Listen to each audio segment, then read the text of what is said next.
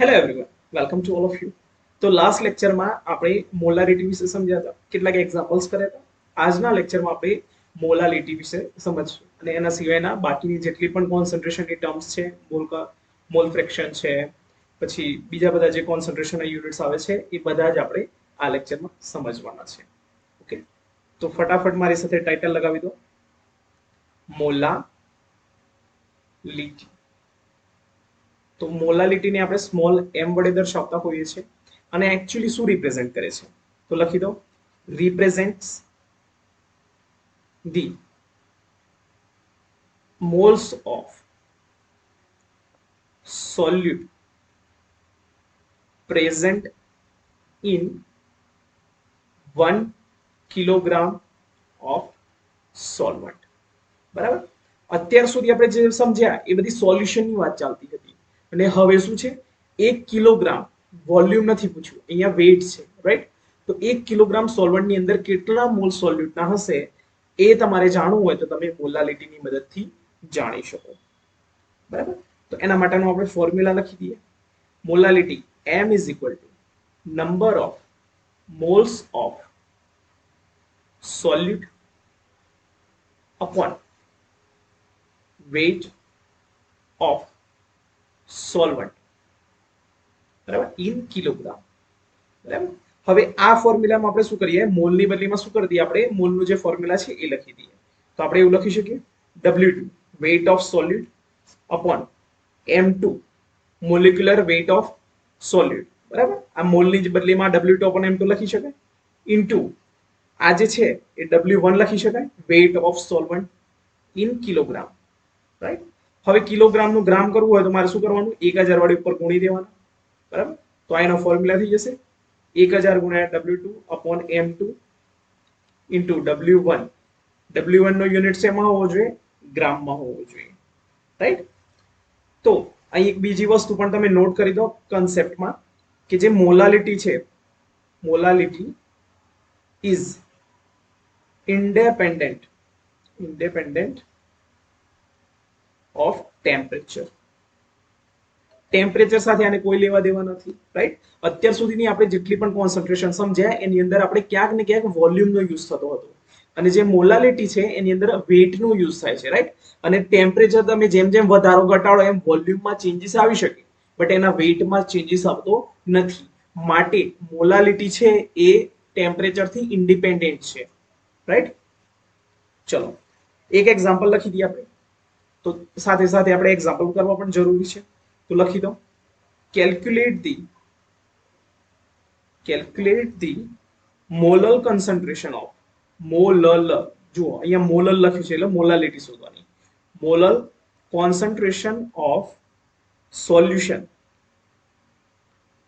containing 50% by weight, 50% by weight of calcium carbonate. બરાબર, એનો તમને મોલિક્યુલર વેટ આપ્યો છે 100 ગ્રામ પર મોલ. તો જો આ ટાઈપનો તમને જ્યારે એક્ઝામ્પલ આપ્યો ને ત્યારે સોલ્યુશનમાં હંમેશા યાદ રાખવાનું, જે આપ્યું છે ને એ પેલું લખી દેવાનું. તો જો સોલ્યુશન શું આપ્યું છે તમને, પર્સન્ટેજ વેટ બાય વેટ આપ્યું છે, પર્સન્ટેજ વેટ બાય વેટ આપ્યું છે, કેટલું છે 50. આનો મતલબ શું થયું, 50 ગ્રામ તમારો કેલ્શિયમ કાર્બોનેટ હશે અને 50 ગ્રામ તમારો સોલ્વન્ટ હશે, રાઈટ?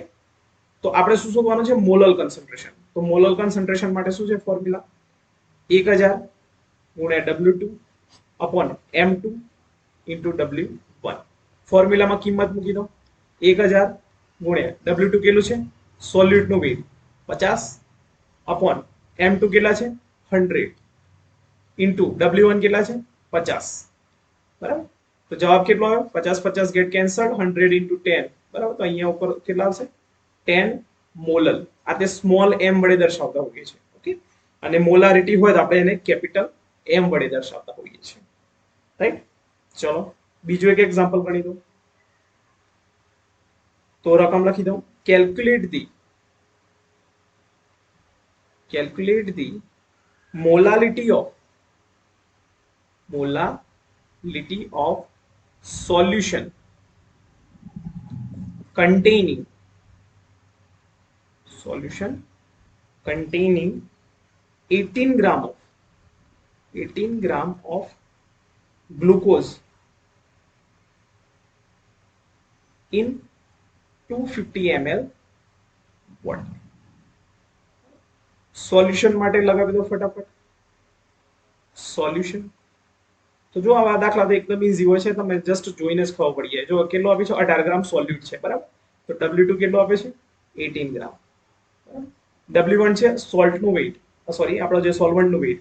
તો જો વોટરનું ml આપ્યું છે, ml મતલબ વોલ્યુમ થયું, બટ વોટર માટે જેટલું વોલ્યુમ હશે એટલું જ એનું વજન થશે.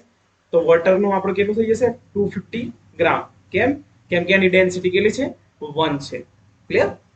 ઓકે, ચલો હવે આપણે જોઈએ m is equal to 1000 into W2 upon m2 into W1.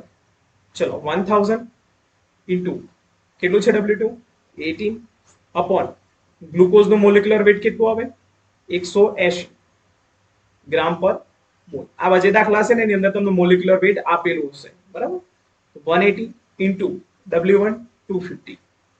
તો જો 18 10 ઉડી ગયા, 250 ગુણ્યા 4 કરો તો 1000 થઈ ગયા. તો જવાબ કેટલો આવ્યો 4/10 molar.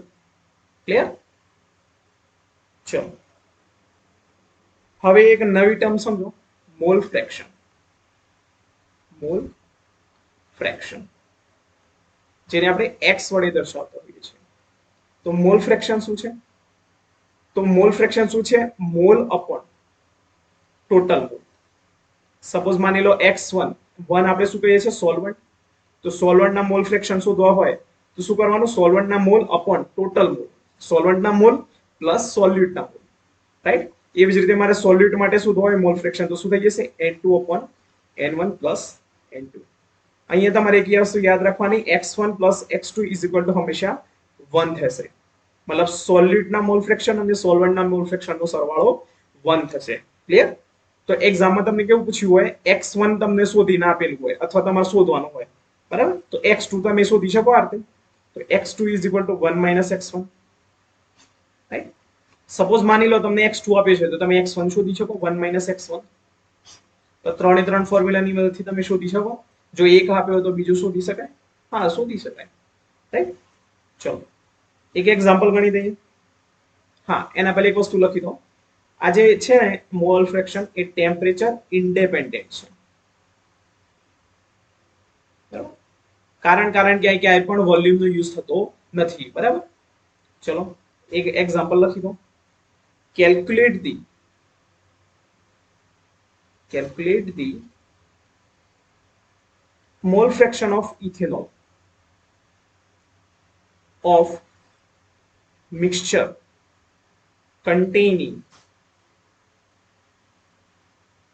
54% weight by weight water ethanol mixture. તો જુઓ અહીંયા શું આપીશ તમને, પરસેન્ટેજ વેટ બાય વેટ આપ્યું છે અને વોટર ઇથેનોલ રેશિયો કીધો છે. મતલબ શું થયું, 100 ગ્રામ સોલ્યુશન હશે તો એની અંદર મારું વોટરનું વેટ કેટલું હશે 54 ગ્રામ, રાઈટ? અને ઇથેનોલનો વેટ કેટલું હશે, સોરી આપણે વોટરને 1 આપીએ કારણ કે સોલ્વન્ટ છે અને સોલ્યુટ કયું થશે આપણું ઇથેનોલ. તો એમાં કેટલું હશે 46 ગ્રામ. શોધવાનું શું છે મોલ ફ્રેક્શન. મોલ ફ્રેક્શન શોધવા માટે આપણે શું જરૂર પડે મોલ. તો મોલ શોધી દઈએ. તો લખી દો NH2O is equal two mall માટે શું છે વેઇટ અપોન મોલેક્યુલર વેટ. તો કેટલો વેટ છે આપણો 54 અપોન આનો મોલેક્યુલર વેટ કેટલો હવે H2O નો 18. તો 18 3 54. તો NH2O કેટલા થયા 3. ચલો એ રીતે N ઇથેનોલ. તો ઇથેનોલ નો વેટ કેટલો છે 46. એનો મોલેક્યુલર વેટ આવે છે 46, બરાબર. C2H5OH તમે કરી દેજો સરવાળો, બરાબર. તો 46 આવશે. જો 12 × 2 = 24, 24 ને 5 29, 29 ને 30, 30 ને 16 46, બરાબર. તો ઇથેનોલ ના મોલ કેટલા આવ્યા 1. ક્લિયર? જુઓ હવે ઇથેનોલ ના મોલ આપણે મોલ ફ્રેક્શન શોધવાના છે તો આપણે આવું લખીશું કે ethanol is equal to N ethanol upon total mall N1 + N2 બરાબર. ઇથેનોલના મોલ કેટલા આવ્યા 1. ચલો વોટરના મોલ કેટલા હતા 3. ઇથેનોલના મોલ 1 = 1/4. તો x ઇથેનોલ કેટલા મળી ગયા આપણને 1/4.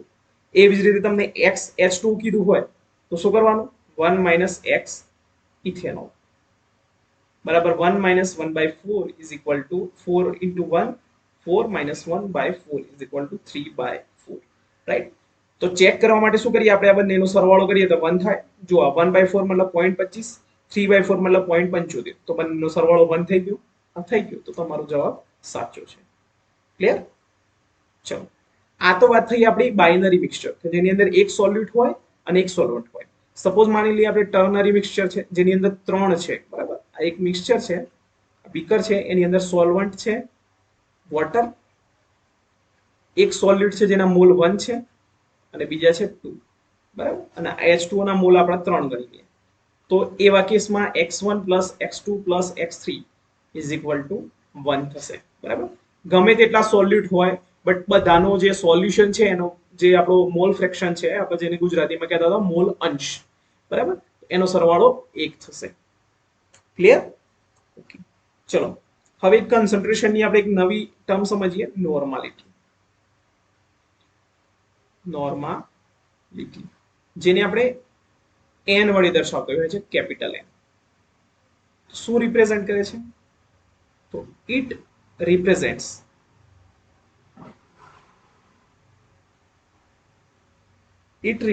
the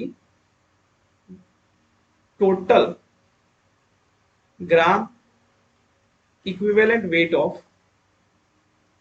solute present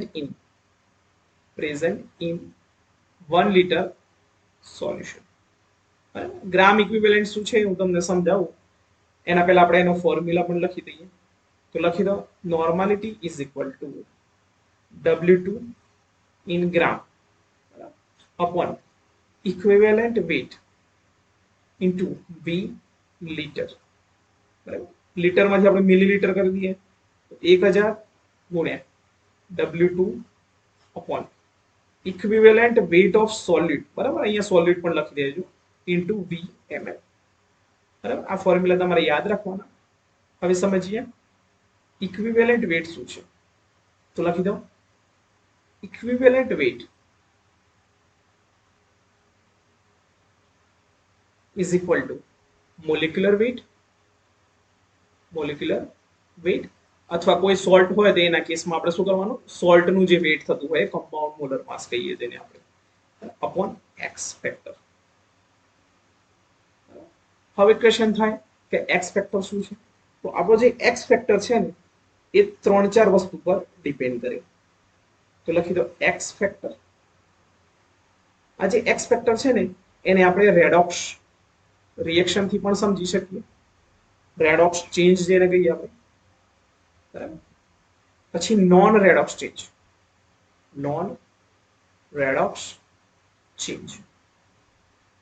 પછી આપણે આયન આપ્યો હોય તો આયન પરથી પણ આપણે શોધી શકીએ. તમને કોઈ એસિડ આપ્યો હોય તો તમે એસિડ પરથી પણ જાણી શકો x ફેક્ટર. અને તમને કોઈ સપોઝ બેઝ આપ્યો હોય તો બેઝની મદદથી પણ તમે x ફેક્ટરની વેલ્યુ કેટલી હશે એ શોધી શકો અને એના પરથી તમે એની નોર્માલિટી ફાઇન્ડ આઉટ કરી શકો. રાઈટ. તો ટાઇટલ લગાવી દો 1 નંબર. x ફેક્ટરને આપણે જાણીએ રેડોક્સ ચેન્જની મદદથી.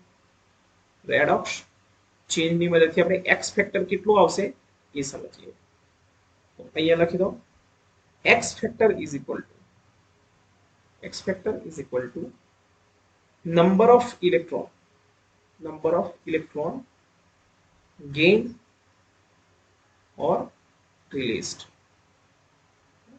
કાં તો કેટલા ઇલેક્ટ્રોન રિલીઝ કર્યા અથવા કેટલા ઇલેક્ટ્રોન મેળવ્યા તો એ જે છે ઇલેક્ટ્રોનની સંખ્યા એને આપણે કહીએ x ફેક્ટર. એક્ઝામ્પલની મદદથી સમજી લઈએ તો માની લો મારી જોડે A3+ છે પ્લસ B2B+ છે બરાબર. એમાંથી A+ માંથી A3+ માંથી મારું બની જાય છે A+ પ્લસ 2B અહીંયા સોરી પ્લસ કરી દેવું બરાબર. તો 2B 2+ થઈ જાય છે બરાબર. આવી એક મેં તમને રિએક્શન આપી છે. તો અહીંયા તમે જોઈ શકો છો એ પ્રમાણે આ જો 3 ઓક્સિડેશન સ્ટેટ હતી એમાંથી કેટલી થઈ 1 મતલબ કેટલા ઇલેક્ટ્રોન ચેન્જ આવ્યો 2 ઇલેક્ટ્રોન અહીંયા જો ઓક્સિડેશન સ્ટેટ કેટલી હતી 1 બરાબર એમાંથી કેટલા થયા 2 તો કેટલા ઇલેક્ટ્રોનો ચેન્જ આવ્યો ઓક્સિડેશન સ્ટેટમાં 1 ઇલેક્ટ્રોન માટે x factor for A is equal to 2 and B is equal to 1 clear ચલો એ રીતે એક બીજી રિએક્શન આપી દો લખી દો A5 પ્લસ B પ્લસ એમાંથી બને છે 2A3 પ્લસ બરાબર અહીંયા 2 લખી દઈએ બરાબર અને બને છે B5 પ્લસ તો અહીંયા તમે જુઓ કેટલા ઇલેક્ટ્રોનનો ચેન્જ આવે 4 ઇલેક્ટ્રોન બરાબર અને અહીંયા કેટલો આવ્યો 2 ઇલેક્ટ્રોન માટે x for A is equal to 2 and B is equal to 4 clear ચલો હવે આપણે બીજો કેસ લઈએ નોન રેડોક્સ ચેન્જ માટે તો લખી દો x factor for non redox change તો માની લઈએ આપણી જોડે કોઈ આયન્સ આપેલા છે તો આયન્સ ઉપરથી આપણે કેવી રીતે ફાઇન્ડ આઉટ કરી શકીએ તો માની લઈએ મારી જોડે કોઈ આયન્સ આપ્યા છે તો એના માટે x ફેક્ટર શું હશે valency of ions that mean મારી જોડે સપોઝ માની લો ઓક્સિજન 2- છે તો એના માટે x બરાબર કેટલી વેલ્યુ આવશે 2 માની લો એલ્યુમિનિયમ 3+ છે તો એના માટે x ફેક્ટર કેટલો આવશે 3 સોડિયમ પ્લસ માટે કેટલો આવશે 1 બરાબર Mg2+ હોય તો એના માટે x ફેક્ટર કેટલો આવશે 2 અને Cl- હોય તો એના માટે આપણો x ફેક્ટર કેટલો આવશે 1 ક્લિયર ચલો બીજો કેસ સમજીએ આપણે ફોર ધી સોલ્ટના કેસમાં આપણે કેવી રીતે x ફેક્ટર શોધી શકીએ તો એના માટે લખી દો x factor is equal to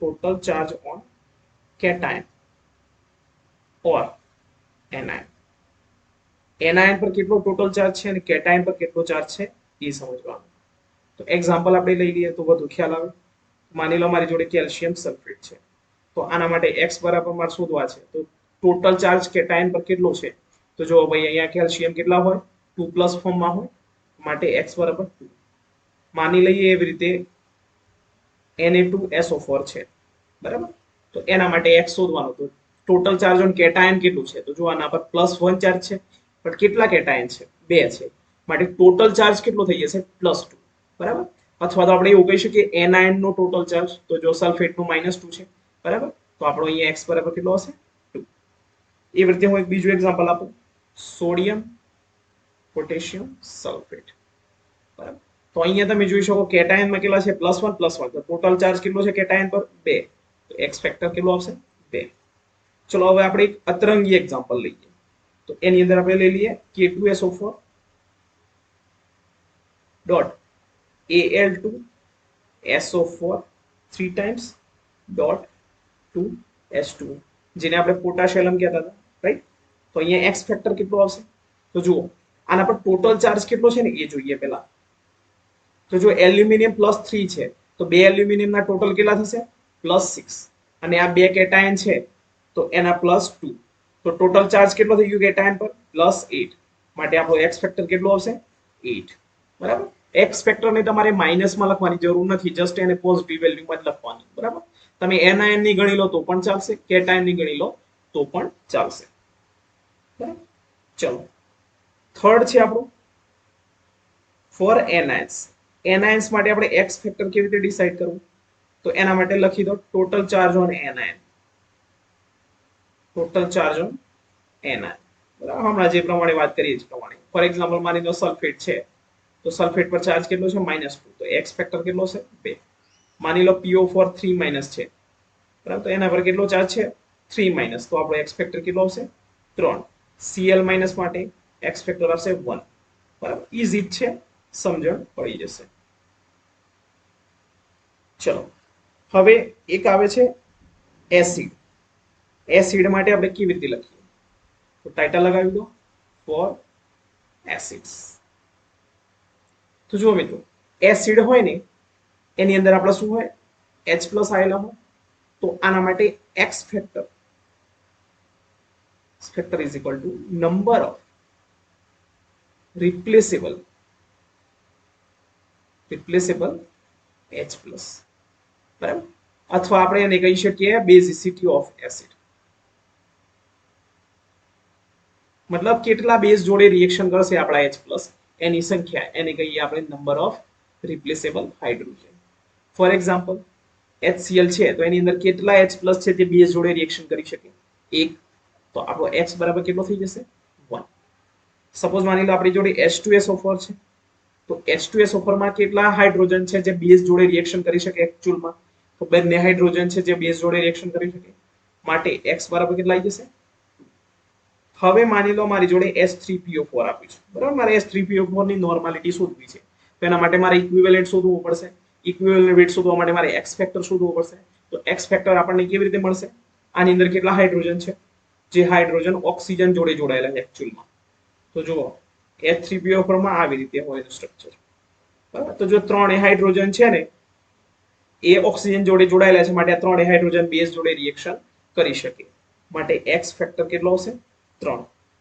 પણ હવે એક બીજો છે ફોસ્ફરસનો H3PO2, બરાબર. હવે અહીં તમે ભૂલ કરી શકો, અહીંયા તમે 3 હાઇડ્રોજન જોઈને લખી દો X બરાબર 3 અને એનું ઇક્વિવેલન્ટ વેટ ખોટું શોધાઈ જાય, પછી નોર્માલિટી પણ ખોટી મળી જાય, બરાબર. તો આના માટે જોવાનું નંબર ઓફ રિપ્લેસેબલ હાઇડ્રોજન કેટલા છે. તો જો સૌથી પહેલા આપણે એનું સ્ટ્રક્ચર ડ્રો કરીએ તો એક ડબલ બોન્ડ, બરાબર, એક હાઇડ્રોજન, ઓક્સિજન કેટલા છે? 2 જ છે, તો અહીંયા જો એક હાઇડ્રોજન એક ઓક્સિજન. હવે તો આપણી જોડે ઓક્સિજન છે જ નહીં, તો હવે જે ફોસ્ફરસ ઉપર છે ને ડાયરેક્ટ હાઇડ્રોજન જોડાઈ જશે. ક્લિયર? તો આ જે છે ને હાઇડ્રોજન એ જ માત્ર એવો છે જે બેઝ જોડે રિએક્શન કરી શકે. આ બંને ઇલેક્ટ્રોનેગેટિવ એટમ સાથે જોડાયેલા નથી એટલા બધા, માટે આ જે હાઇડ્રોજન છે ને બેઝ જોડે રિએક્શન કરી શકશે નહીં. માટે માત્ર અહીંયા એક જ H છે જે બેઝ જોડે રિએક્શન કરી શકે, માટે એને X બરાબર વેલ્યુ કેટલી આવી જશે? 1. બરાબર, સ્ટાર માર્ક કરી દેજો, ભૂલ ના પડે કે. ચલો, હવે ઘણી જગ્યાએ એસિડની બેઝિસિટી પૂછતા હોય છે અને એસિડની એસિડિટી પણ પૂછતા હોય છે, બરાબર, કોણ વધુ એસિડિક છે. તો એક most IMP very important concept છે, જરા લખી દો. તમારી જોડે છે P ડબલ બોન્ડ, સોરી આપણે ડાયરેક્ટ લખી દઈએ H3PO2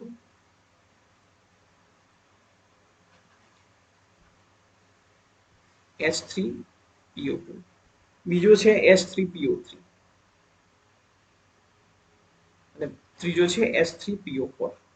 આની મારે એસિડિટી કોણ સૌથી વધુ એસિડિક હશે એ શોધવાનું, બરાબર. તો સૌથી પહેલા આપણે શું કરીએ, એની અંદર એના સ્ટ્રક્ચર ડ્રો કરી દઈએ. તો જો P ડબલ બોન્ડ O, એક હાઇડ્રોજન લગાવી દીધો, મારી જોડે 2 જ ઓક્સિજન હતા, 2 મુકાઈ ગયા, હવે 3 હાઇડ્રોજન છે મારે ટોટલ કરવાના, તો અહીંયા 2 હાઇડ્રોજન મૂકી દો. એવી જ રીતે અહીંયા જુઓ P ડબલ બોન્ડ OH, પહેલા ઓક્સિજન પૂરા કરી દો, 3 ઓક્સિજન થઈ ગયા, તો હવે એક હાઇડ્રોજન વધ્યું તો અહીંયા આવી જશે. ક્લિયર?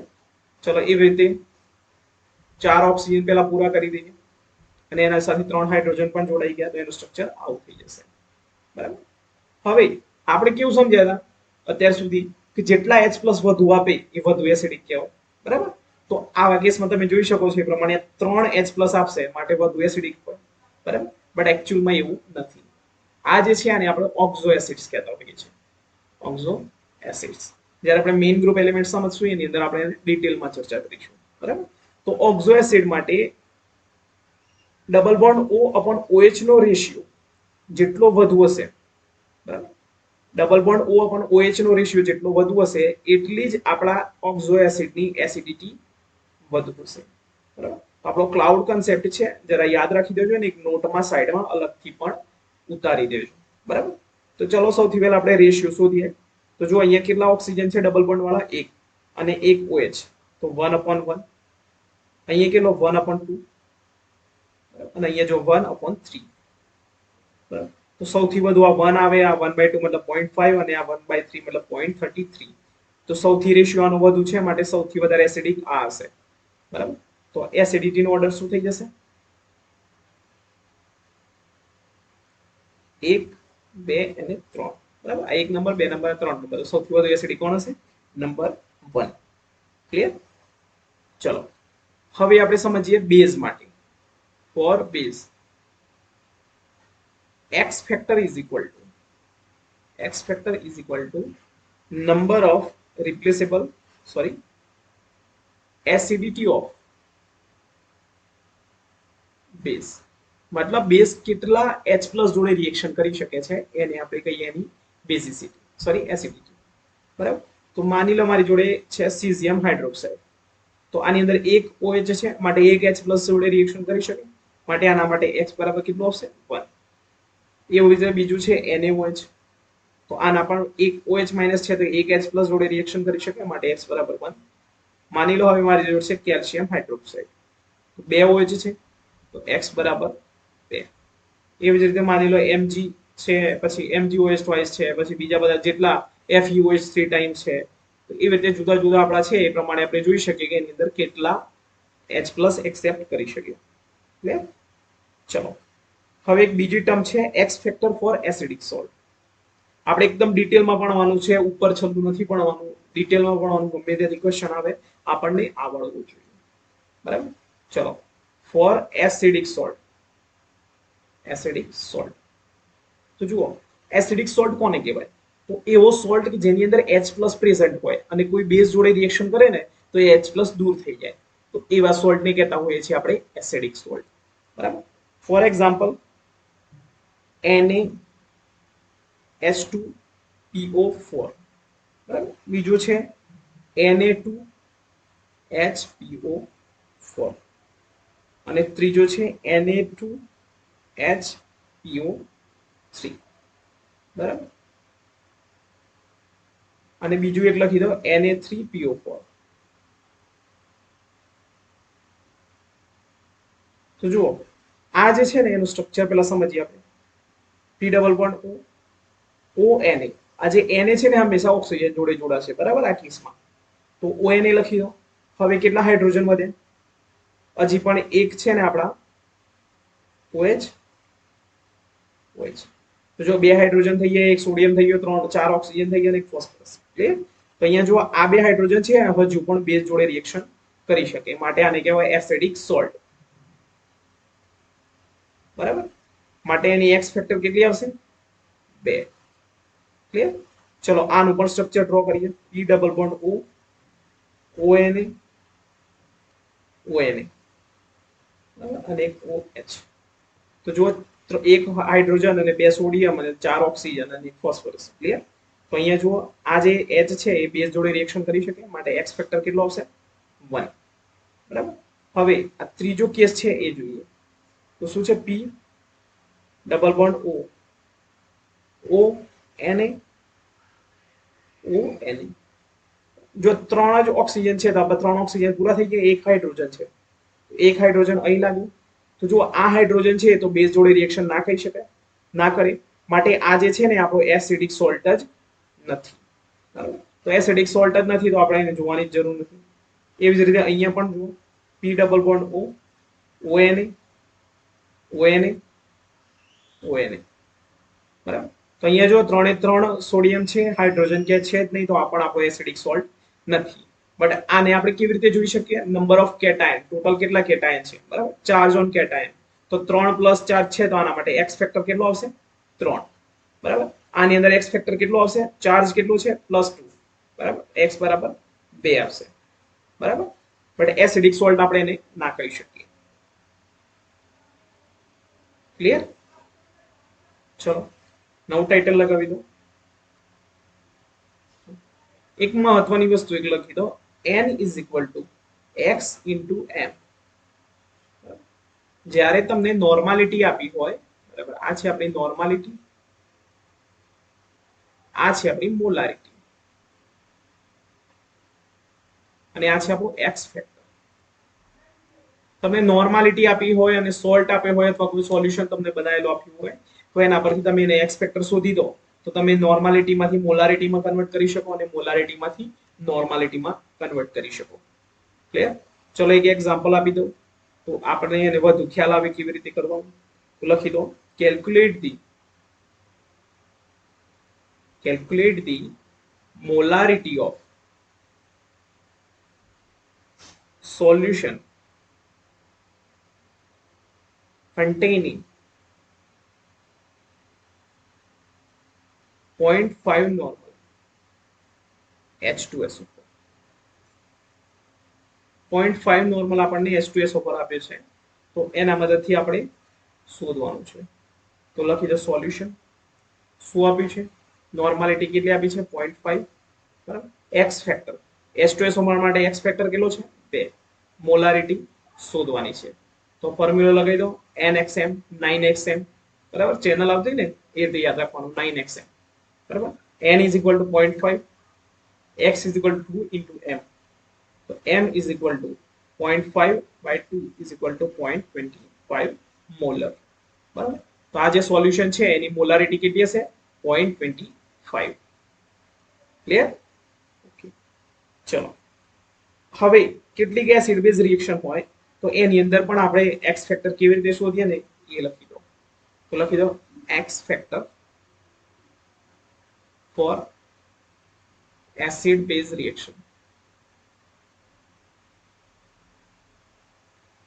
કેવી રીતે શોધવાનું માની લો મારી જોડે કોઈ રિએક્શન છે બરાબર માની લો H3PO4 સોરી H3PO4 પ્લસ એની હું એક NaOH જોડે રિએક્શન કરું બરાબર તો જો શું બની જશે NaH2PO4 પ્લસ H2 ક્લિયર અહીંયા કેટલા હાઇડ્રોજન રિપ્લેસ થયા તો એક જ હાઇડ્રોજન રિપ્લેસ થયું બરાબર માટે આ રિએક્શન માટે x factor is equal to number of replaced hydrogen plus બરાબર તો અહીંયા કેટલા થયા એક માટે આના માટે x ફેક્ટર કેટલો હશે 1 માની લો સેમ રિએક્શન છે પણ એમાં હું 2 મોલ NaOH વાપરું બરાબર સ્ટોઇચિયોમેટ્રી એની 2 છે તો આવા કેસમાં શું બની જશે Na2HPO4 પ્લસ 2H2 તો અહીંયા 2 હાઇડ્રોજન રિપ્લેસ થયા બરાબર તો માટે x ફેક્ટર કેટલો આવશે 2 ક્લિયર ચલો હવે એક આપણે નવો કોન્સેપ્ટ સમજીએ ડાયલ્યુશન તો ટાઇટલ લગાવી દો ડાયલ્યુશન તો જુઓ મિત્રો ડાયલ્યુશન નો મતલબ શું છે મારી જોડે એક સોલ્યુશન પડ્યું છે એક બીકરમાં આવી રીતે માની લઈએ આપણે HCl નું સોલ્યુશન છે HCl નું એક્વાસ સોલ્યુશન છે બરાબર આની અંદર HCl ના કોઈ N1 મોલ હશે પ્રેઝન્ટ હશે આપણે અહીંયા NaCl લખી દઈએ ચલો બરાબર પ્લસ વોટર નું કંઈક વોલ્યુમ હશે બરાબર વોલ્યુમ ઓફ સોલ્યુશન લખી દઈએ ચલો 20 સોલ્યુશન માની લઈએ 100 ml છે ક્લિયર આની નોર્માલિટી સપોઝ માની લઈએ x નોર્મલ છે ક્લિયર હવે શું કરું છું હું એક બીજું બીકર લઉં છું એની અંદર હું શું કરું છું વોટર લઉં છું શું છે આ વોટર અને આની અંદર એડ કરું છું તો આને શું કર્યું કહેવાય આપણે એનું ડાયલ્યુશન કર્યું કહેવાય તો ડાયલ્યુશન થાય ત્યારે એમાં શું શું ચેન્જ આવે એ સમજીએ તો જુઓ ડાયલ્યુશન થાય ને એટલે સૌથી પહેલો તો ચેન્જ આવે વોલ્યુમમાં તો વોલ્યુમ ચેન્જ થાય આ થાય કારણ કે આપણે પહેલા સપોઝ માની લઈએ 100 ml હતું ઉપરથી 25 ml નાખી દીધું તો હવે વોલ્યુમ કેટલું થઈ ગયું સોલ્યુશન 125 ml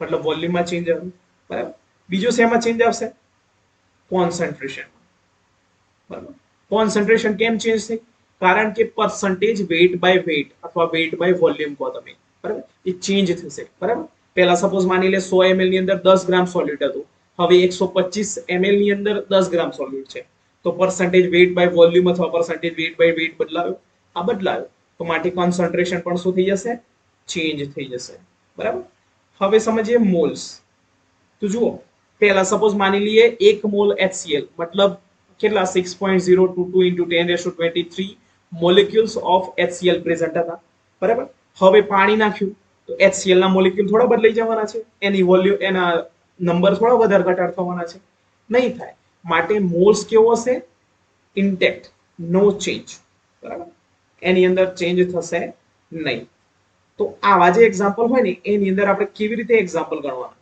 બરાબર ફાઇનલ કોન્સન્ટ્રેશન કેવી રીતે ગણવું એ સમજીએ તો માની લો કે ઇનિશિયલ કોન્સન્ટ્રેશન સપોઝ માની લઈએ N1 હતી બરાબર અને ઇનિશિયલ વોલ્યુમ સોલ્યુશન નું જે વોલ્યુમ છે સપોઝ માની લે V1 હતું, બરાબર. હવે એક્સ્ટ્રા વોટર નાખ્યા પછી ફાઇનલ કોન્સન્ટ્રેશન થઈ ગઈ આપણી N2 એન્ડ ફાઇનલ વોલ્યુમ થઈ ગયું આપણું સોલ્યુશન નું V2, બરાબર.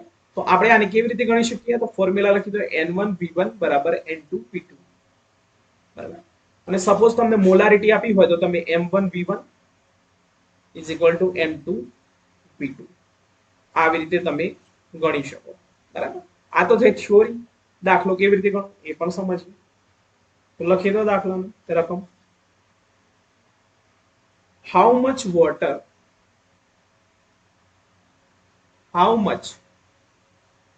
Water should be added to 25 ml 6 molar HNO3 solution to prepare 0.5 molar HNO3, બરાબર. હવે માની લો તમારી જોડે લેબ ની અંદર પડ્યું છે 6 મોલર HNO3 નું સોલ્યુશન પડ્યું છે તમારી જોડે, બરાબર. હવે તમારે 0.5 મોલર ની જરૂર પડે છે. હવે કઈ એને ફેંકીને આપણે કોઈ નવું તો ના બનાવીએ, બરાબર. તો આવા કેસમાં આપણે શું કરવાનું? એ જે 6 મોલર છે એને જ આપણે 0.5 મોલર બનાવી દેતા હોઈએ છે. તો કેવી રીતે? તો એના માટે આપણે એનો કોન્સેપ્ટ ખબર હોવો જોઈએ. તો કોન્સેપ્ટ શું છે? M1 V1 બરાબર M2 V2. અહીંયા તમારે યાદ રાખવાનું છે જે V1 છે એ ઇનિશિયલ વોલ્યુમ ઓફ, ખાસ યાદ રાખવાનું છે સોલ્યુશન, બરાબર. સોલ્યુશન નું છે આ વોલ્યુમ, એટલે V2 છે final volume of solution, right. અને આપણે શું કરવાનું છે? વોટર શું છે? સોલ્વન્ટ. આપણે સોલ્વન્ટ કેટલું ઉમેરવાનું છે ને એ શોધવાનું છે, ના કે સોલ્યુશન નું વોલ્યુમ, બરાબર. તો આપણે શું કરીએ? સોલ્યુશન નું વોલ્યુમ શોધી દઈએ, બરાબર. અને એમાં ઇનિશિયલ વોલ્યુમ આપણને ખબર છે કે 25 ml હતું, જે એની અંદરથી આપણે બાદ કરી દઈએ તો આપણને મળી જશે કેટલું વોટર નાખ્યું. ઓકે, ચલો. ના ખબર પડી કોઈ વાંધો નથી, સમજી લઈએ એક્ઝામ્પલ થી. તો જો ઇનિશિયલ કોન્સન્ટ્રેશન કેટલી છે? 6 મોલર. તો લખી દો 6 મોલર ઇન્ટુ વોલ્યુમ કેટલું છે? 25. તો લખી દો 25 ml. ચલો, ફાઇનલ કોન્સન્ટ્રેશન આપણે કેટલી જોઈએ છે? 0.5 મોલર, બરાબર. અને ટોટલ કેટલું વોલ્યુમ થઈ ગયું હશે એ આપણને ખબર નથી, VML, રાઈટ. તો આની મદદથી આપણે V2 શોધી શકીએ. તો V2 થશે 6 into 25 upon 0.5, બરાબર. તો તમારો આન્સર કંઈક થશે 300 ml, બરાબર. તમારો આન્સર કેટલો આવશે? 300 ml. આ શું થઈ ગયું? Volume of final solution. હવે જુઓ, સપોઝ માની લઈએ કે આ શરૂઆતનું છે, આ બરાબર 25 ml 6 મોલર HNO3, બરાબર. હવે મેં શું કર્યું? વોટર નાખી દીધું એની અંદર, આટલા સુધી વોટર ભરી દીધું મેં. હવે શું થઈ ગયું? 300 ml સોલ્યુશન થઈ ગયું ટોટલ, બરાબર. અને એની મોલારિટી કેટલી થઈ ગઈ? 0.5 મોલર. તો મેં કેટલું વોટર એડ કર્યું? તો જો 25 ml ઓલરેડી હતું અને બીજું એડ કર્યું, તો કેટલું એડ કર્યું? તો 300 - 25 બરાબર કેટલો થઈ જશે? 275 ml water was added, બરાબર. તો આટલું વોટર એડ કરવામાં આવેલ હતું. ક્લિયર? ચલો, હવે છે મિક્સિંગ ઓફ સોલ્યુશન. તો ટાઇટલ લગાવી દો, મિક્સિંગ ઓફ સોલ્યુશન. માની લઈએ બે અલગ અલગ કોન્સન્ટ્રેશન વાળા જે આપણા સોલ્યુશન છે એને મિક્સ કરીએ છીએ. તો ફોર એક્ઝામ્પલ માની લો મારી જોડે એક બીકર છે, એની અંદર મેં એક સોલ્યુશન ભર્યું છે, એની કોન્સન્ટ્રેશન છે સપોઝ માની લઈએ M1 અને એનું વોલ્યુમ છે V1. એવી જ રીતે મારી જોડે એક બીજું પણ બીકર છે, એની અંદર છે માની લે M2 કોન્સન્ટ્રેશન અને વોલ્યુમ છે V2.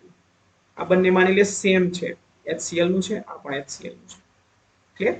તો હવે હું શું કરું? બંનેને એડ કરી દઉં. તો બંનેને એડ કરીશ તો એની ફાઇનલ કોન્સન્ટ્રેશન કેટલી થશે એ શોધવાની. તમારી કોન્સન્ટ્રેશન એમ શોધવાની અને વોલ્યુમ તો આપણને ખબર પડી જ જાય કે V1 પ્લસ V2 થાય, બરાબર, કે વોલ્યુમમાં તો કઈ ચેન્જ આવવાનો નથી. ચેન્જ શેમાં આવવાનો છે? કોન્સન્ટ્રેશનમાં જ આવવાનો છે, રાઈટ. તો વોલ્યુમ બંનેનો સરવાળો કરશો એટલે આપણે ફાઇનલ વોલ્યુમ મળી જશે. તો આવા કેસમાં ફોર્મ્યુલા શું થશે? તો લખી દો M1 V1 plus M2 V2 is equal two M કૌંસમાં V1 પ્લસ V2, બરાબર. સપોઝ માની લઈએ તમને M1 આપ્યો છે, ફોર એક્ઝામ્પલ માની લઈએ 0.5 આપ્યો છે, V1 સપોઝ આપીશ 50 ml, આ આપ્યું છે 0.7, 0.7 નહીં આપણે આને 0.4 કરી દઈએ, 0.3 કરી દઈએ. ઓકે, આપણે ગુણાકાર ભાગાકારમાં પ્રોબ્લેમ નહીં થાય. અને આને પણ આપી દઈએ 50, બરાબર. તો મારે આ શોધવાની છે.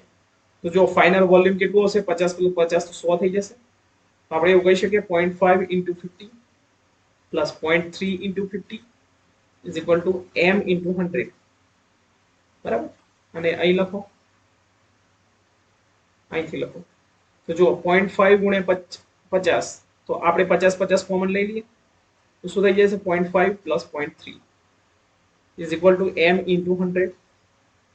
તો M is equal two 50/100 into 0.8, બરાબર. તો M ઇઝ ઇક્વલ ટુ 50 દુ કેટલા થાય? 100. 0.8 ભાગ્યા 2 કેટલા થઈ જશે? 0.4. તો આપણો જે ફાઇનલ કોન્સન્ટ્રેશન હશે આ વોલ્યુમની, આ જે ફાઇનલ બનશે આપણું સોલ્યુશન, એની કોન્સન્ટ્રેશન કેટલી થઈ જશે? 0.4 મોલર, બરાબર. આવી રીતે તમને એક્ઝામ્પલ આપ્યું હોય તો આવડી જાય, ઓબ્વિયસલી આવડી જાય, બરાબર. ચલો હવે આપણે થોડું જનરલ મેથ્સ સમજીએ, લોગ આઉટ અને લોગ એન્ટી લોગ માટે. લખી જનરલ મેથ્સ, જે લોકો બાયોલોજી બેકગ્રાઉન્ડ છે એમના માટે, જેનો આપણે વારે ઘડીએ યુઝ કરવાનો છે. તો જુઓ, લોગ અને એન્ટી લોગ વિશે આપણે સમજીએ. જે લોકો મેથ્સ બેકગ્રાઉન્ડ થી છે એ આટલો પોર્શન તમે સ્કીપ કરી શકો છો, બાકી તમે 2 ની સ્પીડમાં પણ જોઈ શકો છો. સપોઝ માની લ્યો મને log m * n ની વેલ્યુ શોધવાની છે, તો આપણે આને log m plus log n કહી શકીએ, બરાબર. માની લો log m/n શોધવાનું છે, તો આને આપણે કહીએ log m minus log n. એવી જ રીતે માની લો log x⁻y આપ્યું છે, તો આને આપણે લખી શકીએ y log x. Clear? Just weight.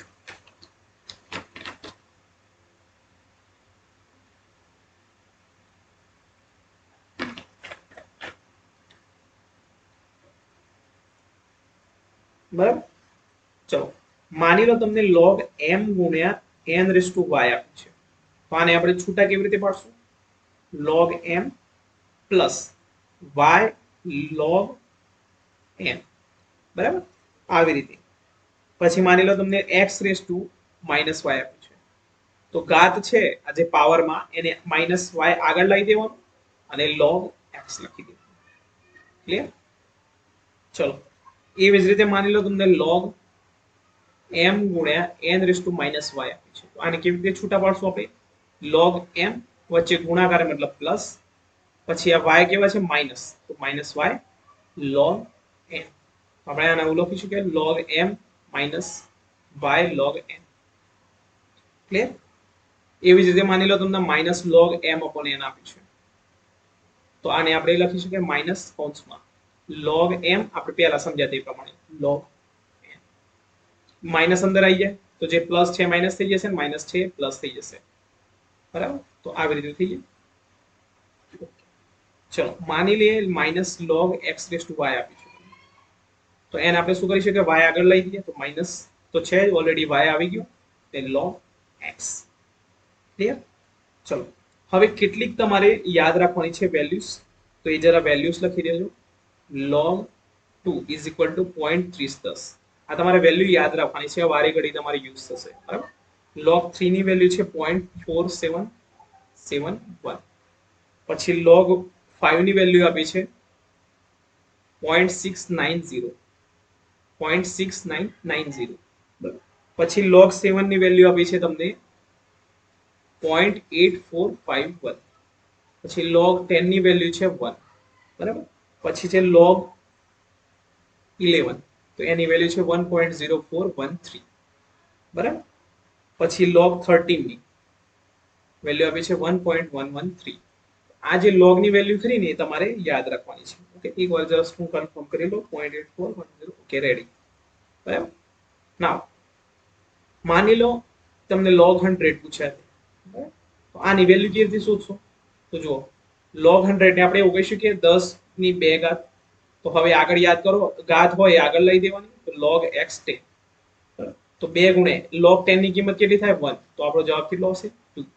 એવી જ રીતે log 1000 ની કિંમત પણ શોધી શકીએ. log 10⁻³ માટે 3 log 10 માટે 3 ગુણ્યા 1 બરાબર 3. ક્લિયર? હવે માની લો મને log 4 ની વેલ્યુ શોધવાની છે. તો કેવી રીતે શોધી શકું? log 2⁻², બરાબર. 2⁻² ને 4 કહેવાય. તો આને આપણે એવું લખી છે 2 log 2 માટે 2 * 0.3010. બરાબર. આની જે વેલ્યુ આવે તમારી log 4 ની વેલ્યુ. એવી જ રીતે સપોઝ માની લો તમને log 25 પૂછ્યા છે તો log 5⁵ થઈ જાય. બરાબર. તો હવે શું કરી શકો? log 5 log 5 5 log 5 log 5 ની કિંમત કેટલી આવી ગઈ છે? 0.6990. 0.6990. બરાબર. આનો જે જવાબ આવે તમારો log 25 ની વેલ્યુ. ક્લિયર? તો આવી રીતે તમારે log શોધવાનો છે. હવે એક બીજી ટર્મ આવે છે આપણી એન્ટી લોગ. બરાબર. Anti log. તો એ કેવી રીતે શોધવું? જુઓ, log 2 ની વેલ્યુ કેટલી છે? 0.3010. તો 0.3010 નો એન્ટી લોગ કેટલો થશે? 2. બરાબર. તો જો 0.47 તમને આપ્યું અને એનો તમારે એન્ટી લોગ શોધવાનો તો એનો જવાબ કેટલો આવશે? 3. આનો એન્ટી લોગ કેટલો આવશે? 5. આનો એન્ટી લોગ કેટલો આવશે? 7. બરાબર. હવે સપોઝ માની લો મારે તમને શોધવા આપ્યું છે, મેં તમને એન્ટી લોગ ઓફ સપોઝ માની લઈએ 11 આપ્યું છે. બરાબર. 11 નો એન્ટી લોગ શોધવાનું છે. તો સમજો તમારે 11 નો એન્ટી લોગ સપોઝ માની લો આપણે 0.3010 જ રાખો ને, આપણે સિમ્પલ થી સમજીએ. તો આનો લોગ એન્ટી લોગ કેટલો આવશે? 2. સપોઝ માની લો એન્ટી લોગ ઓફ 1 શોધવાનું છે. તો 1 કોનો લોગ છે? log 10 નો. તો તમારો જવાબ કેટલો આવશે એન્ટી લોગમાં? 10. એવી જ રીતે માની લો તમને 2 પૂછ્યા છે. બરાબર. 2 નો એન્ટી લોગ શોધવો છે તો તમારો જવાબ કેટલો આવશે? 100. 3 નો પૂછ્યો હોય તો કેટલો આવશે? 1000. બરાબર. તો એવી જ રીતે તમને સપોઝ માની લો તમને આવું આપ્યું છે એન્ટી લોગ ઓફ 58.3010. બરાબર. આનો શોધવાનો છે એન્ટી લોગ. કેવી રીતે શોધાય? તો એન્ટી લોગ ઓફ બરાબર 58.00 પ્લસ પોઈન્ટ કેટલા? 3010. બરાબર. તો આ 58 નો એન્ટી લોગ આપણે થઈ જશે 10 ની 58 ઘાત અને 3 નો કેટલો થશે? 2. વચ્ચે પ્લસ છે તો આપણો ગુણાકાર. બરાબર. તો આવી રીતે થઈ જાય. ક્લિયર? તો આ તમારો કેટલો આવશે આનો એન્ટી લોગ? 2 * 10⁻58. સપોઝ માની લો તમને એન્ટી લોગ ઓફ 85 કીધું છે તો ચિંતા કર્યા વગર 10 ની ઘાત ઉપર 50 મૂકી દેવાના એટલે તમારે 85 મૂકી દેવાના એટલે તમને જવાબ મળી જશે. એવી જ રીતે સપોઝ માની લો 118 નો એન્ટી લોગ કીધું છે તમને, એન્ટી લોગ ઓફ 118. તો ચિંતા કર્યા વગર સીધી 10 ના ઉપર એટલી ઘાત મૂકી દેવાની. બરાબર. આ બધા એક્ઝામ્પલ ક્યારે જરૂર પડશે? જ્યારે તમે કે કોન્સ્ટન્ટ ની વેલ્યુ શોધશો ને, જ્યારે તમે કેમિકલ કાઇનેટિક્સમાં, પછી તમે શું કહેવાય કેમિક્યુલિબ્રિયમમાં, પછી સરફેસ કેમિસ્ટ્રીમાં જ્યારે કે ની વેલ્યુ શોધશો ને એ દરમિયાન તમને એન્ટી લોગ ની જરૂર પડશે. માટે આ હાલ આપણે એન્ટી લોગ સમજી રહ્યા છીએ. બરાબર. ચલો, લોગ માટે આપણે એક એક્ઝામ્પલ લખી દઈએ. તો એના પહેલા આપણે બેઝિક ફોર્મ્યુલા લખી દઈએ. pH = log of concentration of H+. બરાબર. બેઝ 10. તો માની લઈએ મારી જોડે એક સોલ્યુશન આપ્યું છે, ફોર એક્ઝામ્પલ 0.0001 મોલર H2SO4. આની મારે pH શોધવાની છે. કેવી રીતે શોધી શકું? તો જુઓ, આને હું એવું કહી શકું 10 ની -4 ઘાત. કેવી રીતે? તો જો આ પોઈન્ટ છે ને જમણી બાજુ જાય ને એટલે માઇનસ ઘાત મૂકતું જવાનું. તો જો આ 1 2 3 અને 4. બરાબર. તો 4 પોઈન્ટ ગયા તો આપણે 1 ગુણ્યા અહીંયા આવી ગયો 1.0 થઈ ગયું તો 1 ગુણ્યા 4 સ્ટેપ ગયા તો 10 ની -4. બરાબર. 1 છે એટલે આપણે લખતા નથી. તો આની કોન્સન્ટ્રેશન કેટલી થઈ ગઈ? 10 ની -4 ઘાત મોલર. બરાબર. હવે આપણને pH માટે H+ ની કોન્સન્ટ્રેશન જોઈએ છે. બરાબર. તો જુઓ H2SO4 નું આયોનાઇઝેશન થશે તો 2H પ્લસ SO4 2 માઇનસ. તો માની લે આની x મોલર છે તો H પ્લસ ની કોન્સન્ટ્રેશન કેટલી થઈ જશે 2 into x, બરાબર. તો અહીંયા H પ્લસ ની કોન્સન્ટ્રેશન કેટલી થઈ જશે 2 into 10⁻⁴ મોલર, રાઈટ. હવે pH તો ઈઝી છે, pH is equal to minus log base 10 into 2 into 10⁻⁴, બરાબર. તો માઇનસ કૌંસમાં લખી દો log 2 into r, તો શું આવડે કહી શકીએ log 2 plus log 10⁻⁴, બરાબર.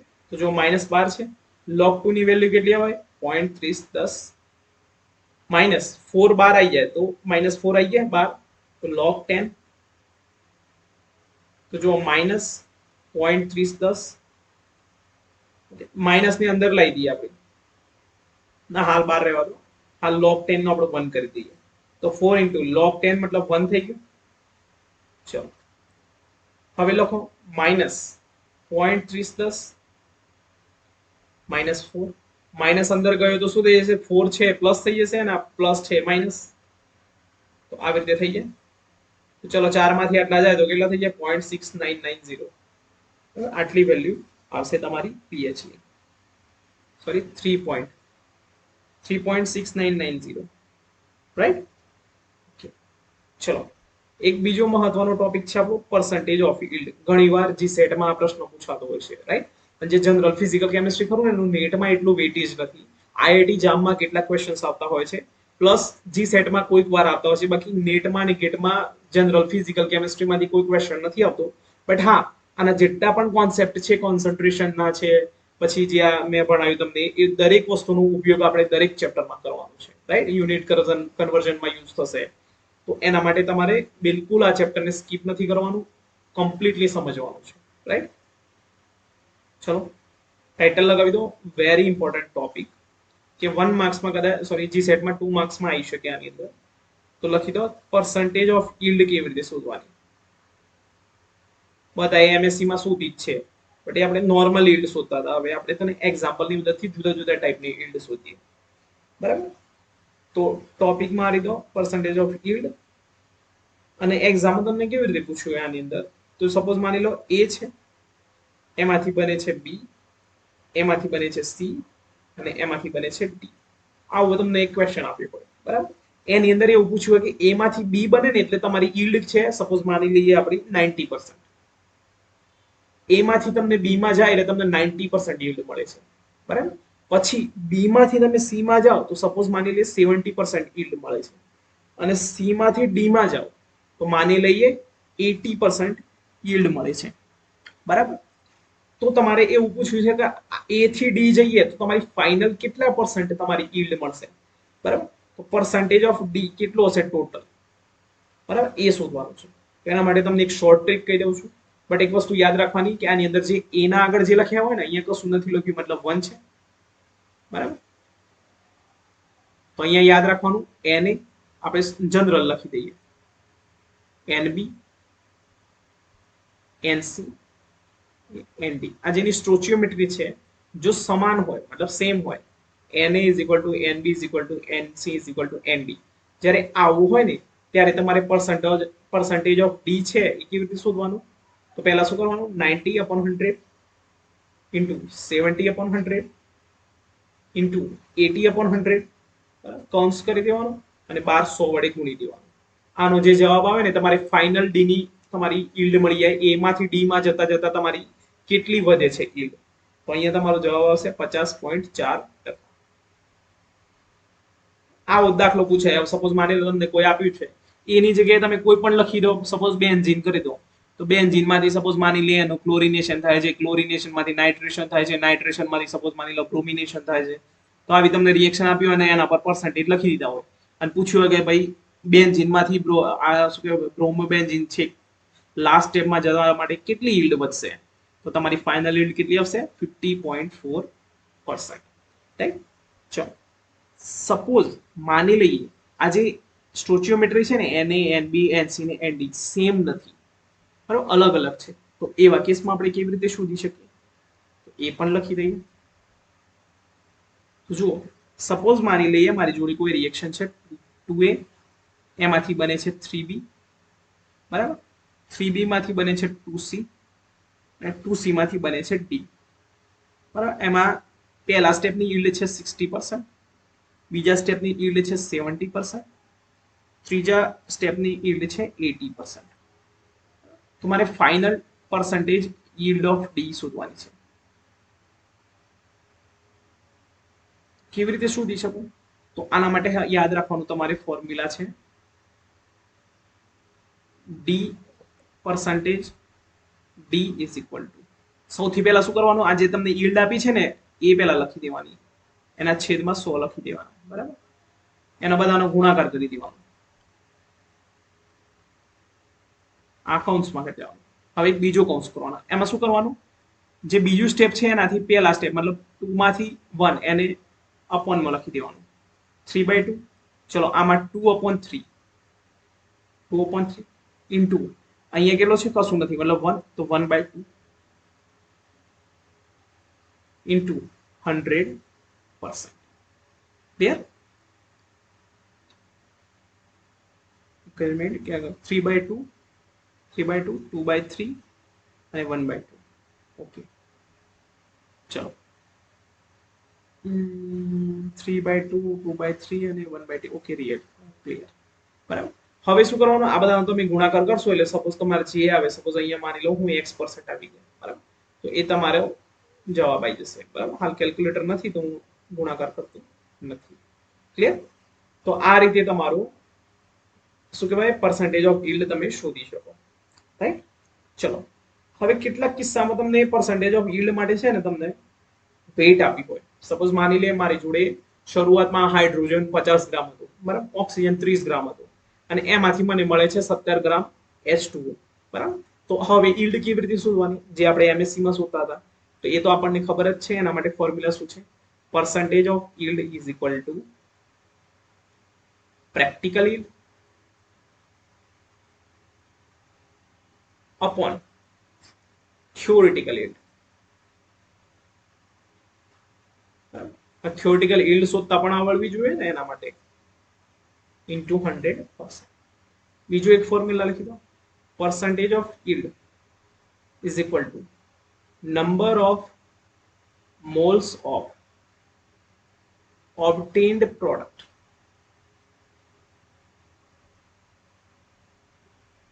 upon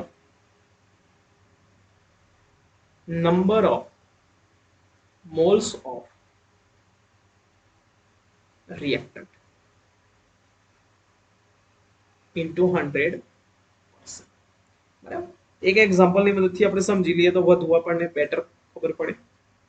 માની લઈએ મારી જોડે છે C6H5CH2Cl, બરાબર. એમાંથી મારું કન્વર્ઝન થાય છે C6H5CH2 હોય છે, બરાબર. શરૂઆતમાં આનું વજન છે આપણને રિએક્ટન્ટ એમને લીધું છે 20 ગ્રામ, પ્રોડક્ટ એમને મળી છે 11 ગ્રામ, બરાબર. પછી આનો મોલેક્યુલર વેટ છે આપણો 126.5 ગ્રામ પર મોલ. આનો મોલેક્યુલર વેટ છે 108 ગ્રામ પર મોલ, બરાબર. તો આની તમારે યીલ્ડ શોધવાની છે કે કેટલી યીલ્ડ, બરાબર. તો ક્યારે ભૂલ ના કરવી કે આ પ્રેક્ટિકલ યીલ્ડ છે તો 11/20 કર દો એટલે જવાબ આવી જશે, બરાબર. તો ખોટું પડશે એવા કિસ્સામાં. તો અહીંયા તમે આ ફોર્મ્યુલા યુઝ કરી દો, મોલ્સ ઓફ. થિયોરિટિકલ યીલ્ડ શોધવામાં પ્રોબ્લેમ હતી હોય ને તો આપણે મોલ્સ શોધી દેવાના, એકદમ ઇઝીલી ખબર પડી જાય, બરાબર. તો થિયોરિટિકલ પ્રેક્ટિકલમાં ચક્કરમાં પડવાનું નહીં. તો જુઓ મોલ શોધી દિયાના, તો n ઇઝ ઇક્વલ ટુ શું થાય, વેઇટ અપોન મોલેક્યુલર વેટ, તો 20/126.5. આના મોલ કેટલા થશે, માની લઈએ આને 1 આપી દઈએ અને 2 આપી દઈએ, બરાબર. આના મોલ કેટલા થશે 1/108. ક્લિયર? ચલો ચલો ફોર્મ્યુલા શું છે, percentage yield is equal two, ચલો પ્રોડક્ટ ના કેટલા મોલ છે N2, રિએક્ટન્ટ ના કેવા છે N1 ઇન્ટુ 100%.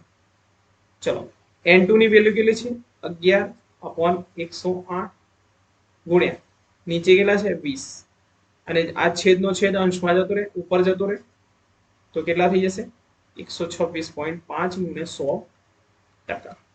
તો આનો તમારો જવાબ આવશે 64.40%. આ ટાઈપનો એક્ઝામ્પલ પૂછાય તો તમારે મોલ શોધી દેવાના અને એના પછી પ્રોડક્ટના મોલ અપોન રિએક્ટન્ટના મોલ કરીને કરી દેવાનું. બરાબર, આ સિંગલ ક્વેશ્ચન તમારો પૂછાતો હોય છે ને, આમાંથી એટલા તમારા ક્વેશ્ચન ક્યાંય નહીં પૂછાય, બટ જસ્ટ આપણા નોલેજ માટે આપણે સમજી લઈએ આ વસ્તુ. ક્લિયર? ચલો, હવે બે ટોપિક નાના નાના બચ્યા છે, એ બે ટોપિક પૂરા કરીને આપણું આ ચેપ્ટર પૂરું કરી દઈએ. પછી આમાંથી એક હું નાનકડી અસાઇનમેન્ટ આપી દઈશ, કારણ કે આની અંદર પ્રીવિયસ ક્વેશ્ચન છે જ નહીં, કારણ કે પૂછાતા જ નથી. બટ આપણે જેટલા કોન્સેપ્ટ સમજ્યા છે એના પરથી એક નાનકડી અસાઇનમેન્ટ તમને આપી દઈશ.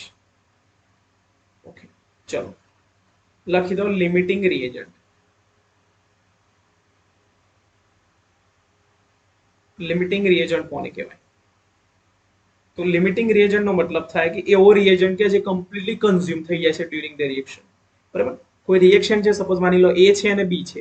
બરાબર, તો આ જે રિએક્શન છે ને, જ્યારે પૂરી થઈ ને ત્યારે એ સંપૂર્ણ પૂરું થઈ ગયું, તો એ જે રિએજન્ટ છે એને કહેવાય લિમિટિંગ રિએજન્ટ. ક્લિયર? તો ચલો એક્ઝામ્પલ આપી દઉં. Na, સપોઝ માની લો આના મોલ છે Na પ્લસ Nb,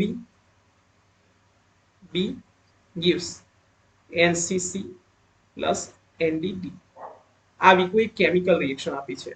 હવે આની અંદર મારે શું કરવું છે? લિમિટિંગ રિએજન્ટ શોધવાનું છે. બરાબર, તો કેવી રીતે શોધી શકું? તો હંમેશા યાદ રાખવાનું, Na upon Nb is greater than Nb upon Na. જો આવું તમારે થતું હોય ને, તો તમારો લિમિટિંગ રિએજન્ટ છે જે Lr, બરાબર, લિમિટિંગ રિએજન્ટ થશે તમારો B. લિમિટિંગ રિએજન્ટ થશે તમારો B. હવે માની લો Nb upon Na is greater than Na upon Nb. જો તમારે આ કન્ડિશન સેટિસ્ફાય થતી હોય તો તમારો લિમિટિંગ રિએજન્ટ થશે A. ક્લિયર છે? ઓકે, એક બીજી પણ મેથડ છે, એ પણ હું તમને સમજાવું. તો આપણે એક્ઝામ્પલ થ્રુ સમજીએ. તો એક્ઝામ્પલ લખી દો એક. N2 plus 3H2 gives 2NH3. બરાબર, તો આ ઇક્વેશન આપ્યું છે તમને આવું.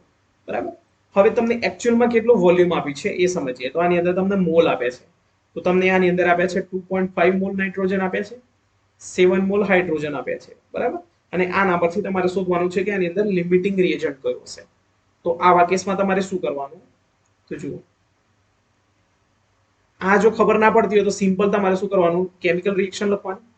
તો જો આ 1 છે, આ 3 છે, તો આના ભાગ્યા બરાબર આ કરવાનું. તો 2.5 upon 1 કેટલા થયા?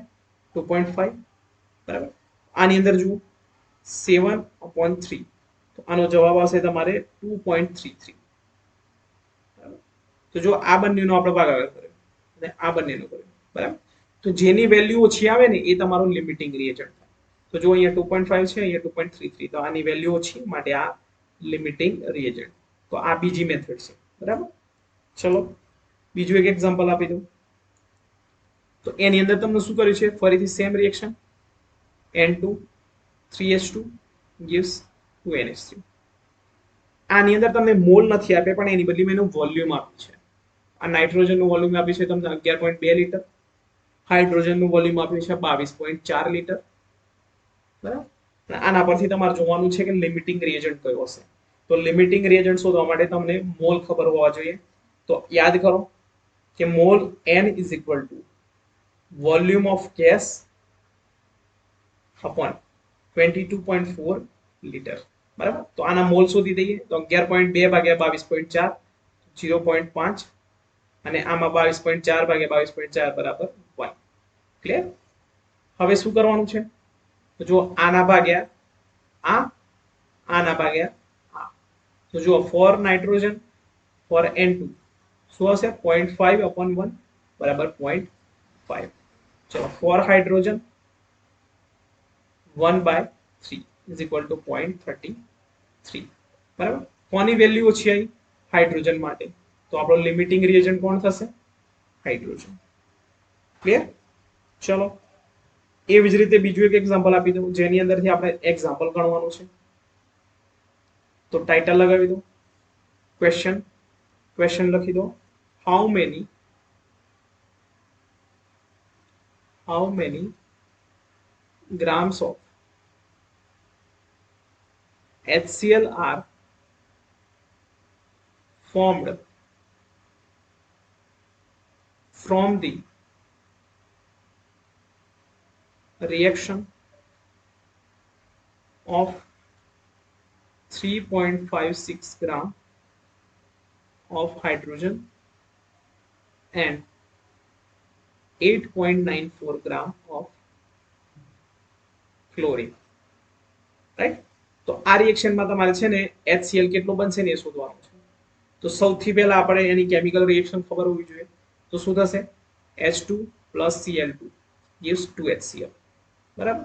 આનું તમને વજન આપ્યું છે 3.56 ગ્રામ, આનું વજન આપ્યું છે તમને 8.94 ગ્રામ.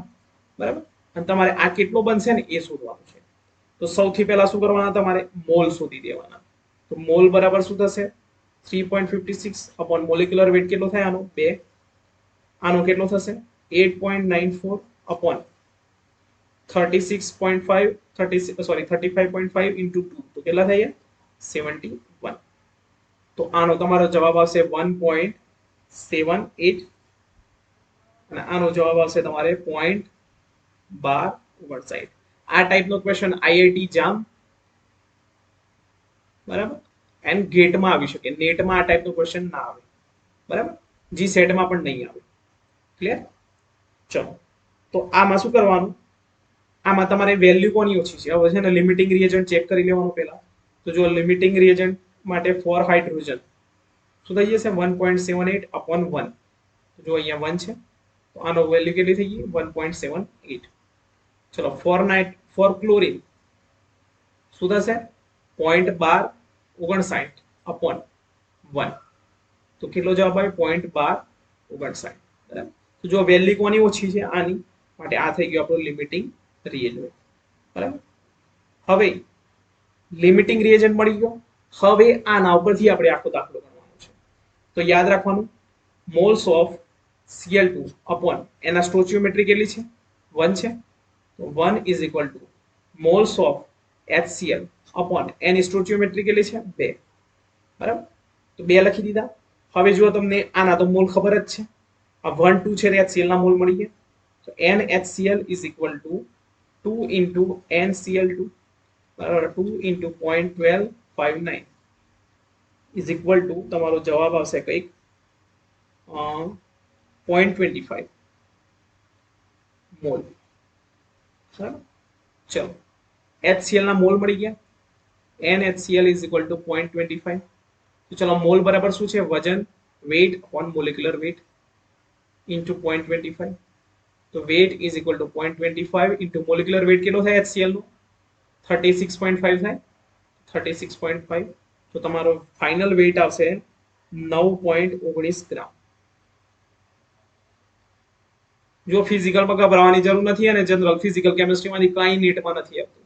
બરાબર. તો બધા જ ક્વેશ્ચન તમારે જો નહીં આવડે ને તો પણ ચાલશે.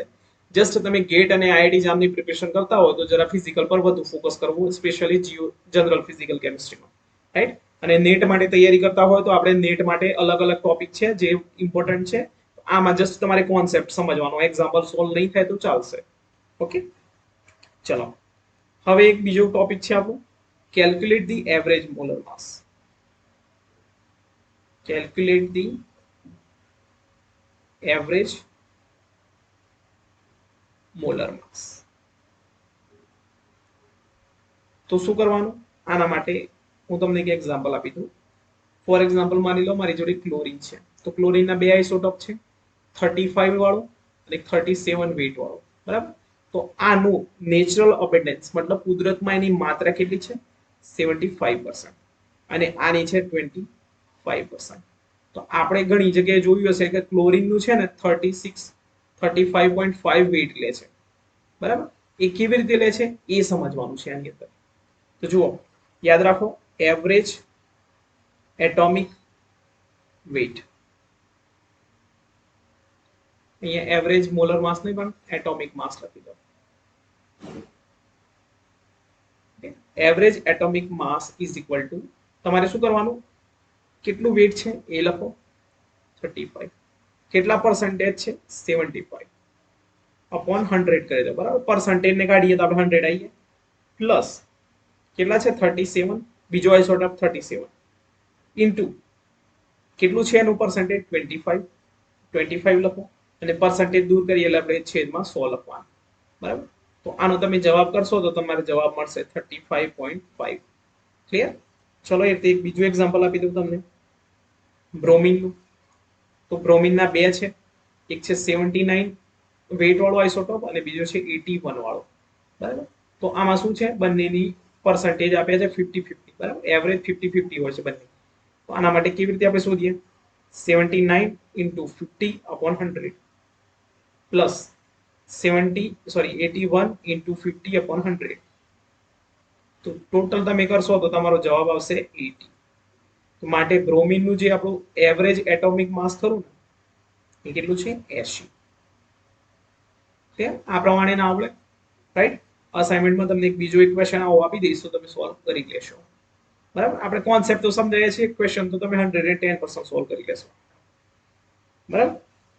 ચલો એક છે topic composition formula, percentage composition formula. તો આમાં શું કરવાનું, આપણે કોઈ આપણને મોલેક્યુલર ફોર્મ્યુલા આપ્યો હોય એની અંદરથી આપણે પરસેન્ટેજ શોધવાના જુદા જુદા એલિમેન્ટ્સના. સપોઝ માની લો મારી જોડે એક એક્ઝામ્પલ છે C6H12O6. તો આની અંદર અમારે percentage of carbon, percentage of hydrogen and percentage of oxygen શોધવાના. તો સૌથી પહેલા શું કરવાનું, આની અંદર વેટ કેટલું છે કાર્બનનું એ જોવાનું. તો 12 × 6 બરાબર 72 ગ્રામ થઈ ગયું. એવી રીતે હાઇડ્રોજનનું 12 × 1 બરાબર 12 એન્ડ ઓક્સિજનનું 12 × 6 બરાબર 16 × 6 બરાબર 96, બરાબર. હવે શું કરવાનું, આને એના મોલેક્યુલર વેટ વડે, આનો મોલેક્યુલર વેટ છે 180 ગ્રામ પર મોલ, બરાબર. તો આના મોલેક્યુલર વેટ વડે ભાગી દેવાનું. તો 72 ભાગ્યા 180 અને 100 વડે ગુણી દેવાનું એટલે તમારા ટકા મળી જાય, બરાબર. આને પણ 12 ભાગ્યા 180 ગુણ્યા 100% અને આમાં 96 ભાગ્યા 180 ગુણ્યા 100%, બરાબર. તો તમારો જવાબ આવશે 40%, પછી આવશે 6.66% અને આનો તમારો જવાબ આવશે 53.33%, બરાબર. આવી જ રીતે તમને બીજા કોઈ એક્ઝામ્પલમાં આપ્યું હોય તો તમે શોધી શકો. માની લો હું તમને એક એક્ઝામ્પલ આપી દઉં. ઓકે, આપણે એક્ઝામ્પલ આ અસાઇનમેન્ટમાં આપી દઈશું, બરાબર. એટલે તમે અસાઇનમેન્ટમાં સોલ્વ કરી લેશો, ના આપણે તો હું તમને સોલ્યુશન પણ પ્રોવાઈડ કરી દઈશ. ઓકે, હવે એક છે આપણો એમ્પિરિકલ ફોર્મ્યુલા, એક કોન્સેપ્ટ છે આપણો એમ્પિરિકલ ફોર્મ્યુલા.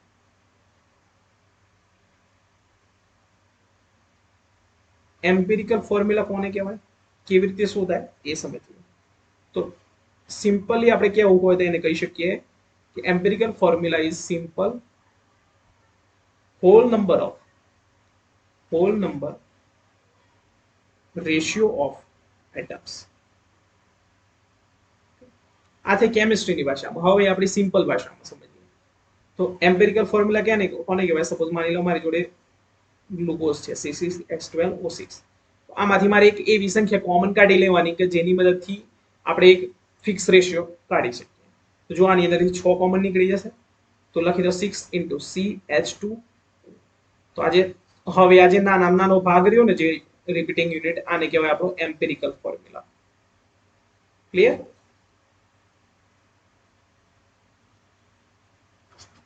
રાઈટ? ઓકે, હવે એક બીજો ફોર્મ્યુલા છે એ પણ લખી દો. મોલેક્યુલર ફોર્મ્યુલા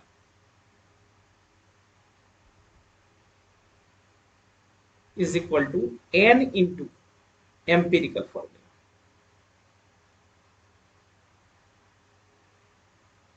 હવે જો એમ્પિરિકલ ફોર્મ્યુલા તમે શોધી દો તો એના પરથી તમને મોલેક્યુલર ફોર્મ્યુલા મળી જાય, બરાબર.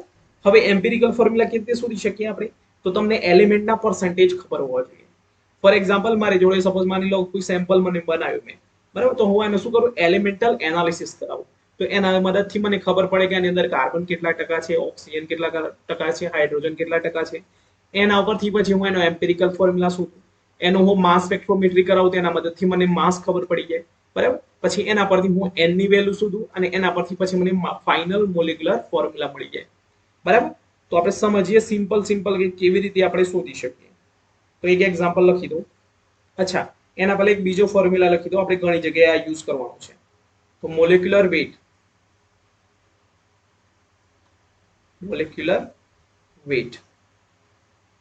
is equal to 2 into vapor density. જો તમને કોઈ એક્ઝામ્પલમાં વેપર ડેન્સિટી આપી હોય ને, તમે મોલેક્યુલર વેટ ના આપ્યું હોય ને, તો તમને ખબર પડી જોઈએ કે આપણે એને કેવી રીતે શોધશું. આ ફોર્મ્યુલાની મદદથી આપણે એને શોધી લેશું, બરાબર. ફિઝિકલમાં માત્ર આ જ છે, તમારે ફોર્મ્યુલા યાદ રાખવાના, દાખલા ગણવાના. ચલો એક એક્ઝામ્પલ ગણીએ આપણે. માની લો મને પર્સન્ટેજ ઓફ કાર્બન આપ્યું છે, percentage of હાઇડ્રોજન આપ્યું છે, percentage of ઓક્સિજન આપ્યું છે. તો સૌથી પહેલા આપણે કાર્બનના પર્સન્ટેજ આપ્યા છે 40%, આ છે આપણે 6.66% અને આ આપણને આપ્યું છે 53.33%. તો આવી રીતે તમારે એક બોક્સ બનાવી દેવાનું, બરાબર. આ તે લાઈનમાં લખવાનું. પહેલા સૌથી પહેલા પર્સન્ટેજ લખી દેવાના, પછી એને એના એટોમિક માસ વડે ભાગી દેવાના, બરાબર. તો એટોમિક માસ વડે ભાગી દો તો આપણે કેટલા આવશે 53.33 upon 16. તો આની તમારી વેલ્યુ આવશે 3.33, આની તમારી વેલ્યુ આવશે 6.66 અને આની વેલ્યુ આવશે તમારી 3.33. હવે શું કરવાનું, આ જે ત્રણ વેલ્યુ હોય ને એમાં જે નાની વેલ્યુ હોય ને એના વડે છે ને બધાને ભાગી દેવાનું. તો અહીંયા નાની વેલ્યુ કઈ છે, ત્રણેયમાંથી, આ ત્રણમાંથી. તો 3.33 તો બધાને ભાગી દો 3.33 વડે. 3.33 upon 3.33, 6.33 upon 3.33 અને અહીંયા 3.33 upon 3.33, બરાબર. તો જવાબ કેટલો આવે છે, આનો આવશે 1, આનો આવશે 2 અને આનો આવશે 1. તો આના પરથી આપણે એવું કહી શકીએ કે આનો જે એમ્પિરિકલ ફોર્મ્યુલા છે એ શું હશે, C1H2O1. આપણે સિમ્પલી આને આમ કહી શકીએ CH2O, બરાબર. તો આ થયો આનો એમ્પિરિકલ ફોર્મ્યુલા. તો એક્ઝામ્પલમાં તમને જે સેટમાં પૂછ્યું હોય કે એમ્પિરિકલ ફોર્મ્યુલા કેવી રીતે શોધવાનો પર્સન્ટેજ ઉપરથી, તો આપણે આ મેથડનો યુઝ કરવાનો. લખી દો એમ્પિરિકલ ફોર્મ્યુલા. તો જો એમ્પિરિકલ ફોર્મ્યુલા છે તો એનો કંઈક ને કંઈક વેટ પણ હશે, બરાબર. તો આનો જે વેટ હશે એને કહેવાય આપણે એમ્પિરિકલ ફોર્મ્યુલા વેટ. તો કેટલો થશે, તો જો 12 ને 2 14, 14 ને 16 30. તો આનો એમ્પિરિકલ ફોર્મ્યુલા વેટ કેટલો થઈ ગયો 30, બરાબર. હવે તમને એક્ઝામમાં છે ને એનો મોલેક્યુલર વેટ આપ્યો હશે, તમને આ જે સેમ્પલ ખરું ને એનો મોલેક્યુલર વેટ આપ્યો હશે. માની લઈએ એનો મોલેક્યુલર વેટ છે આપણો 180, બરાબર. તો આ ફોર્મ્યુલાની મદદથી આપણે એનો n વેલ્યુ શોધી દઈએ. તો molecular weight is equal to n into empirical formula weight. માટે મોલેક્યુલર વેટ કેટલો છે 180 is equal to n into 30. માટે n કેટલા થઈ જશે 6, બરાબર. તો જુઓ n મળી ગયો આપણને. તો હવે આના ઉપરથી આપણે છે ને n મળી ગયો એમ્પિરિકલ ફોર્મ્યુલા તો આપણી જોડે છે આવી રહ્યું. તેના મદદથી આપણે મોલેક્યુલર ફોર્મ્યુલા પણ શોધી શકીએ. તો molecular formula is equal to n into empirical formula. n ની વેલ્યુ છે 6 અને આ છે CH2O. તો જો C6H12O6 આપણને ફાઇનલ મળી ગયો ફોર્મ્યુલા. તો આ રીતે આપણે ફોર્મ્યુલા પણ શોધવાના જ્યારે તમને પર્સન્ટેજ ઓફ તમને એલિમેન્ટ આપેલા હોય ત્યારે. ક્લિયર. તો આ રીતે આપણે બીજા પણ એક્ઝામ્પલ ગણવાના હોય છે. ક્લિયર. તો અહીં આપણું જનરલ ફિઝિકલ કેમિસ્ટ્રી પૂરું થાય છે. ઓકે. આની એક નાનકડી અસાઇનમેન્ટ મળી જશે. આની અંદર પ્રીવિયસ યર ક્વેશ્ચન્સ કોઈ ખાસ મતલબ અત્યાર સુધી પૂછાયા જ નથી અંદર, કારણ કે એકદમ બેઝિક ટોપિક છે 11 બાર સાયન્સ, બરાબર. તો આખું ફિઝિકલ કેમિસ્ટ્રી સમજવા માટે આના દરેક કોન્સેપ્ટ આપણને ખબર હોવા જોઈએ. જો આની અંદરથી તમે ક્વેશ્ચન સોલ્વ ના કરી શકતા હોય તો ચિંતા કરવાની જરૂર નથી. આનું એટલું બધું ઇમ્પોર્ટન્સ પણ નથી, બટ આના કોન્સેપ્ટ તમને ખબર હોવા જોઈએ. ક્લિયર. તો અહીંયા આપણું પૂરું થાય છે. આની તમને અસાઇનમેન્ટ પણ મળી જશે. Okay. Thank you for the watching.